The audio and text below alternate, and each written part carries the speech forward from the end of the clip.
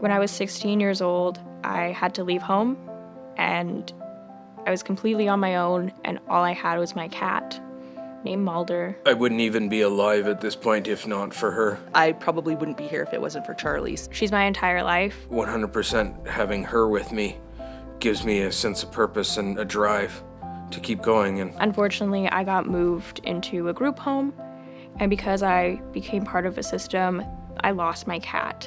And he was my only family member. unfortunately, due to the recent forest fire event, I was forced to flee my home. I was unable to grab much of anything except my dog. Unfortunately, having to leave my cats and many of my pet belongings behind and get on a bus and just get out of town.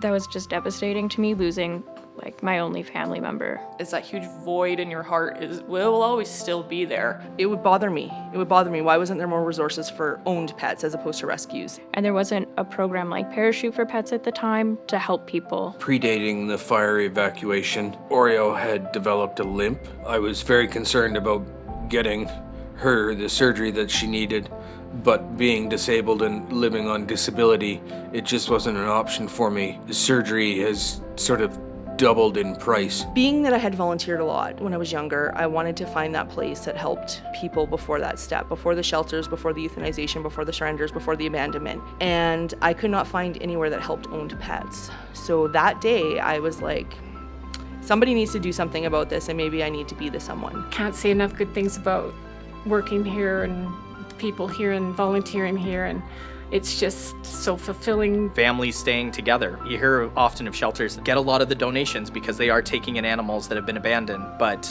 why are they being abandoned? And that was the big question.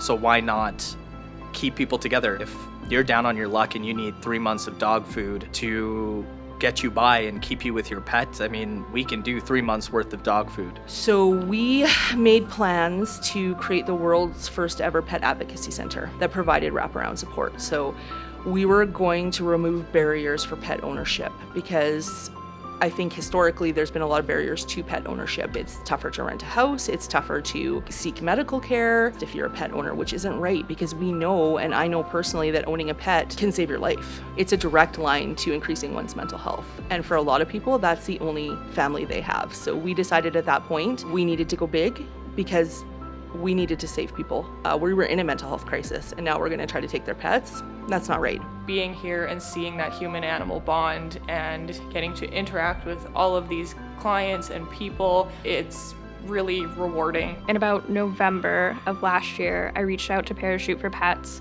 because I had been through a domestic violence situation for about the first year that I had Anne in my life. So I constantly had barrier after barrier after barrier that I couldn't get into housing. Since suffering my strokes and being disabled, I can't walk without this plastic brace on my leg. So I did actually take her to the vet once, and it was a mildly horrific experience because she's so strong. I couldn't find anywhere to go with my dog. Everybody told me to get rid of her. She was an object. She wasn't my best friend. She wasn't my family member. She was my daughter. The whole issue is people don't understand that's a lot of people's only family or their pets. Recognized that and just asked for help when I got here, and that's what brought Parachutes for Pets into our life. So Parachutes for Pets just kind of came to me, it kind of rolled off my tongue, and I just kind of wanted to be that lifesaver for pets. Melissa expressed a desire to help me achieve a TPLO knee surgery for Oreo that she needs. I was relieved. I felt like I'd been fighting for the last 2 years and nobody really listened, nobody really cared. So they helped me navigate this system that had failed me. Although I had always understood the human-animal bond and I loved animals, I really understood it at that point. When I got diagnosed with cancer, it was a tough mental battle. It was physical, but it was mental. Going through all the things, and I just kind of was like, what's the point? I remember my oncologist was getting a little frustrated with me and was like, there's so much positivity and I'm really confident, but you have to work with us. Do you have plans if you give up of who's taking Charlie? And have you made sure that he's gonna have the life that you give him because, he loves you and you guys are close? And time kind of stopped for me.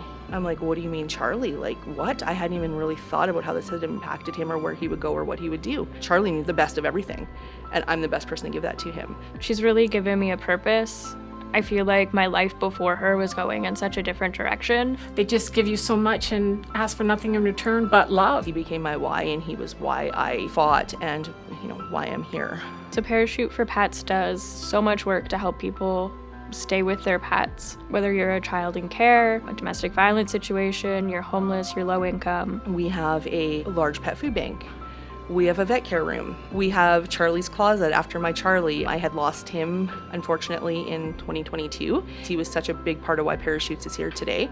So we have Charlie's Closet, and what that is a free supply store for people that aren't able to afford necessary supplies for their pets. The thrift store is one of my favorite places. It's a super positive place to be. We get dogs, we get visitors, we get cats, things that they probably wouldn't normally be able to afford in a normal pet store. But here it just 100% goes back into our programs. And our programs are amazing, the things Melissa does and has done and is doing. We also have our Lily's and Dexter's Legacy Clubhouse, which is so important to us, a program that was founded with the Backlund family in 2021 after their dog Lily, and now Dexter has passed as well. It began helping youth in foster care keep their pets. We also now support families battling ALS with any kind of pet care. The safekeeping program has increased, and we saw the need to open Ogden, the landing pad. Our Weegs and Wags program, which has expanded, and that is basically our safekeeping program that allows pets to come in when their owners are in distress or emergency situations. We're their home away from home until they can be back with their owner. This new building will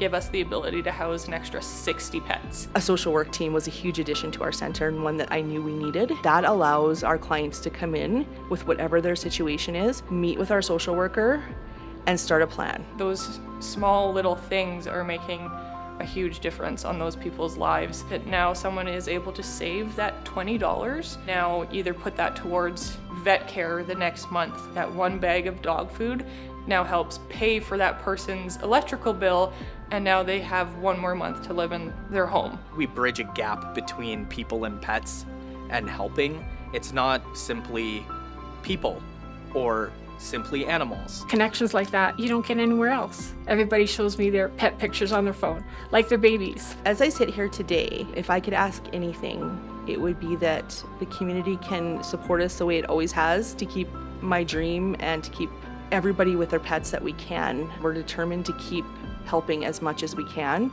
We even have a 24/7 Angel team that responds to the most critical incidents after hours involving clients and their pets. But we're not a funded organization, so we rely on every single donation we get.